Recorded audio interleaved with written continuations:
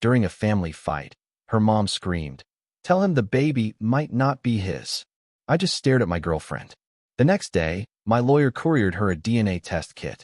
Now she's hysterically calling me, refusing to take it. I, 29M, thought I knew what betrayal felt like until last Tuesday. I was wrong. The evening started like any other family dinner at my girlfriend's parents' house.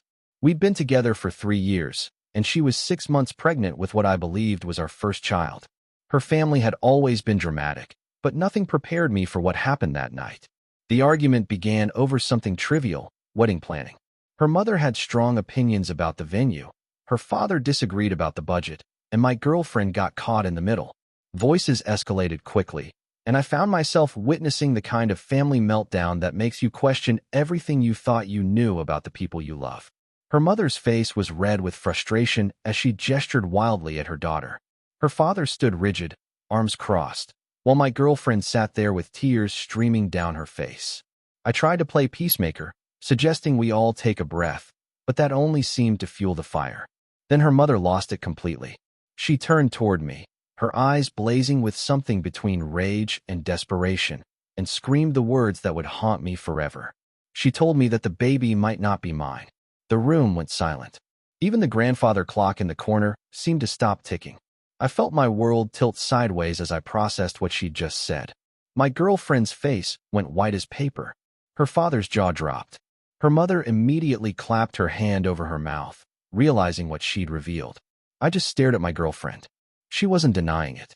She wasn't rushing to reassure me. She was just sitting there, frozen, with guilt written across every feature of her face.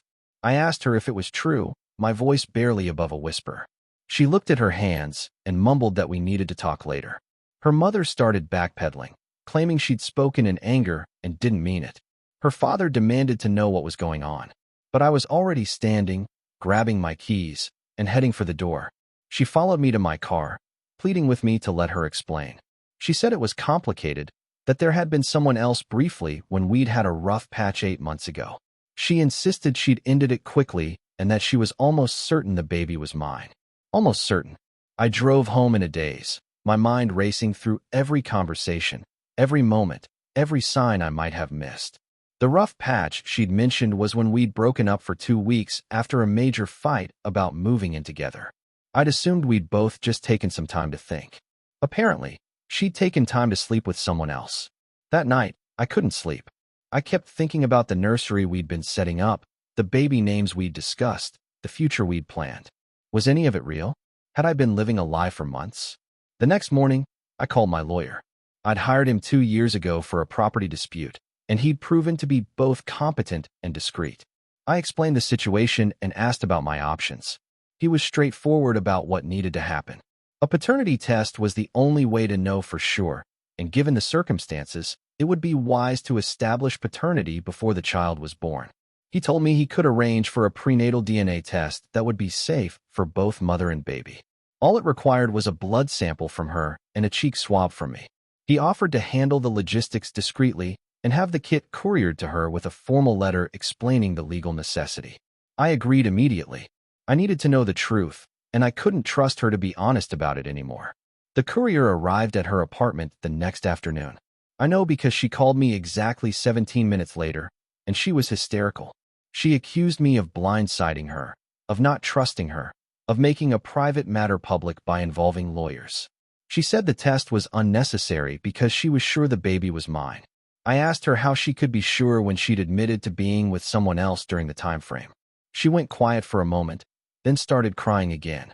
She said she'd made a mistake, but that it didn't change anything between us. She begged me to reconsider, saying the test would damage our relationship beyond repair. But our relationship was already damaged beyond repair. The moment her mother screamed those words, everything changed. The moment she didn't immediately deny it, everything shifted. The moment she admitted to being with someone else, everything ended. She called again that evening, this time angry instead of hysterical. She accused me of overreacting and claimed I was trying to humiliate her. She said her family was upset with me for involving lawyers instead of handling it privately. She demanded I call off the test and trust her. I told her trust was earned, and she'd broken mine. I explained that the test wasn't about punishment, but about truth. If the baby was mine, I wanted to be the best father possible. If it wasn't, I needed to know that too. She hung up on me. Update 1.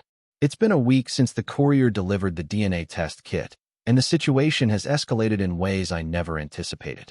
She's refusing to take the test. Her reason keeps changing. First it was about trust, then about the stress it might cause the baby. Now she's claiming it's an invasion of her privacy. Her family has rallied around her, painting me as the villain in this scenario. Her mother, the same woman who'd blurted out the truth during that dinner, was now calling me paranoid and controlling. My lawyer advised me that while I couldn't force her to take a prenatal test, I could demand one after the baby was born. He also suggested documenting everything, every phone call, every refusal, every excuse. If this ended up in family court, the judge would want to see a pattern of cooperation or lack thereof. Meanwhile, I'd been doing my own investigation. It felt wrong, like I was betraying the person I'd once planned to marry, but I needed answers. I started thinking back to that rough patch 8 months ago, remembering details I'd previously overlooked. There had been a coworker she'd mentioned frequently during that time, someone from her marketing department who'd supposedly been helping her with a big project. She'd worked late several nights that week, claiming the project was demanding. After we'd broken up temporarily, she'd stopped mentioning him altogether. When we got back together, she'd said the project had ended and been reassigned. I looked him up on social media. He was attractive, single, and based on his posts, exactly the type she usually found appealing before we'd started dating. More importantly, there were photos of him at a company happy hour from exactly 8 months ago. She was in one of the background shots, and they were standing closer than colleagues typically would. I felt sick looking at it, but I also felt validated. My instincts had been right. She showed up at my apartment that weekend, unannounced and desperate. She looked terrible, exhausted, stressed, and showing more than the usual signs of pregnancy fatigue. She said we needed to talk, that this whole situation was getting out of hand. She sat on my couch, the same couch where we'd talked about baby names just weeks before, and finally told me the whole truth. During our breakup, she'd been angry and hurt. She'd gone out with her coworkers one night and ended up sleeping with the guy from marketing. It had happened twice over the course of a week. Then she'd realized it was a mistake and ended it. When we'd gotten back together, she'd convinced herself it didn't matter because it was over and she loved me. When she'd discovered she was pregnant, she'd done the math and realized the timing was ambiguous. She'd hoped the baby was mine and decided to wait and see if the child's features would give any indication. I asked her why she hadn't told me from the beginning. She said she'd been scared of losing me, scared of losing the future we'd planned together. She'd gambled that the baby would be mine and the truth would never matter.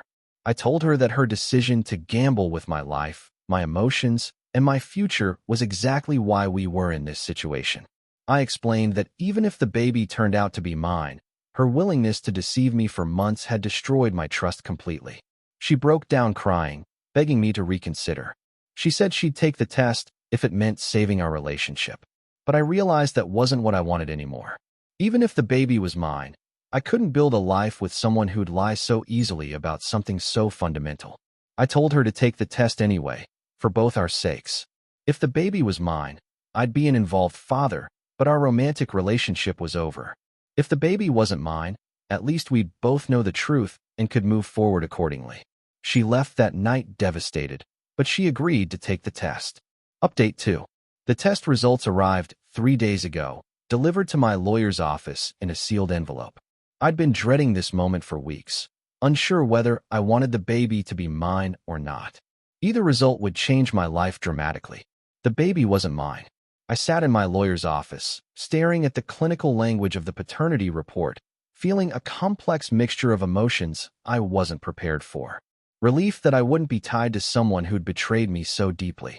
Grief for the future I'd imagined with a child I'd already begun to love. Anger at the months of deception. And strangely, a sense of freedom I hadn't felt in years. My lawyer asked about next steps. There weren't many, legally speaking. Since we weren't married and the child wasn't mine, I had no financial obligations. He recommended I document everything in case she tried to make future claims, but otherwise, I was free to move forward with my life. I called her that afternoon to tell her I had the results. She asked me to meet her in person, saying she deserved to hear it face to face. We met at a coffee shop near her apartment, neutral territory that wouldn't be loaded with memories. She looked like she'd been crying for days. When I told her the results, she didn't seem surprised. She just nodded and asked what this meant for us. I told her it meant we were done, completely and finally. She asked if I wanted to know who the real father was, but I said no. That wasn't my concern anymore. I wished her well with her pregnancy and her future, but I made it clear that we wouldn't be in contact again. She tried to argue that we could still make it work, that the baby's paternity didn't have to define our relationship. She said she loved me, and that had to count for something. But I explained that love without trust wasn't enough, and her willingness to deceive me for months had proven she didn't respect me enough to be honest. I left her at the coffee shop and drove home feeling lighter than I had in months. Update 3. It's been 6 weeks since I learned the truth, and life has taken some unexpected turns. First, she'd apparently told the real father about the pregnancy results. According to mutual friends, he'd initially denied responsibility, claiming their encounter had been casual and that he couldn't be sure the baby was his either. When she'd shown him the paternity test that proved I wasn't the father, he'd been forced to confront the reality of the situation. From what I heard, he'd stepped up eventually. They weren't together romantically, but he'd agreed to co-parent and provide financial support. She'd moved back in with her parents to save money and prepare for single motherhood. Her mother, who'd started this whole mess with her outburst, was apparently being very supportive now that the truth was out. Second, I'd reconnected with some friends I'd neglected during the relationship. It's funny how much time you have for other relationships when you're not constantly worried about betrayal and deception. I'd started going to the gym again, picked up some hobbies I'd abandoned, and generally began rebuilding the life I wanted rather than the life I'd been settling for. Third, and most surprisingly, I'd met someone new. She was a friend of a friend, someone I'd encountered at a few social gatherings, but had never really talked to while I was in a relationship. She was funny, straightforward, and refreshingly honest about her thoughts and feelings. We'd been on several dates, and while it was still early, I appreciated how different it felt to be with someone who said what she meant. The most important thing I'd learned from this whole experience was that my instincts had been right all along. There had been signs of her deception, small inconsistencies, moments of defensiveness, changes in behavior I'd noticed but dismissed. I'd talked myself out of trusting my gut because I'd wanted to believe the best about someone I loved. I wouldn't make that mistake again. She'd reached out a few times in the weeks after our coffee shop meeting, usually late at night, when she was feeling overwhelmed about impending motherhood. She'd send long text messages about missing me, about wishing things could have been different, about hoping we could be friends someday. I'd stopped responding after the third message. There was nothing left to say. Her family had also tried to reach out. Her father had called once to apologize for his wife's outburst and to say he hoped there were no hard feelings. I'd been polite but clear that while I didn't hold grudges, I also didn't see any reason for ongoing contact. Her mother had sent a Facebook message claiming she'd never meant for things to go this far and that she'd spoken in anger. I deleted it without responding. The truth was, I was grateful for her mother's outburst.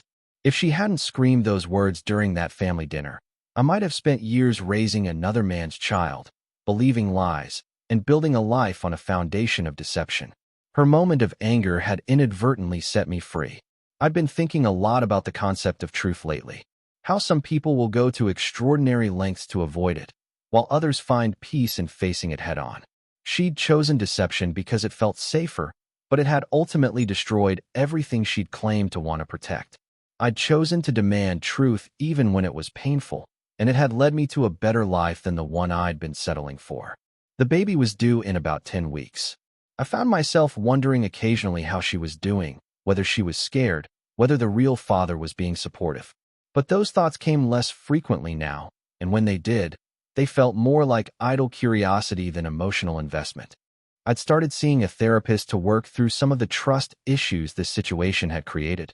She'd helped me understand that my decision to demand a paternity test hadn't been cruel or paranoid. It had been a reasonable response to discovering I'd been deceived about something fundamental. She'd also helped me recognize the difference between healthy skepticism and destructive suspicion. The new woman I'd been dating knew the whole story. I'd told her early on because I'd wanted to be completely transparent about my recent past and the baggage I might be carrying. Her response had been refreshing. She'd said she was impressed by how I'd handled the situation and that my insistence on truth was attractive rather than concerning. Looking back, I realized that the worst part of the whole experience hadn't been learning that the baby wasn't mine. It had been the months of living with doubt, the gradual erosion of trust, the feeling that something was wrong, but not being able to identify what. The truth, even when it was painful, had been infinitely better than the uncertainty. I'd removed all traces of her from my apartment, my phone, and my social media. I'd returned the baby items we'd purchased together to the stores where we'd bought them. I'd donated the baby books we'd collected to a local pregnancy resource center. I'd transformed the room we'd started converting into a nursery back into the home office I'd originally planned. Sometimes people asked if I regretted how I'd handled things. They wondered if I should have been more forgiving, more willing to work through the betrayal. But I knew I'd made the right choice.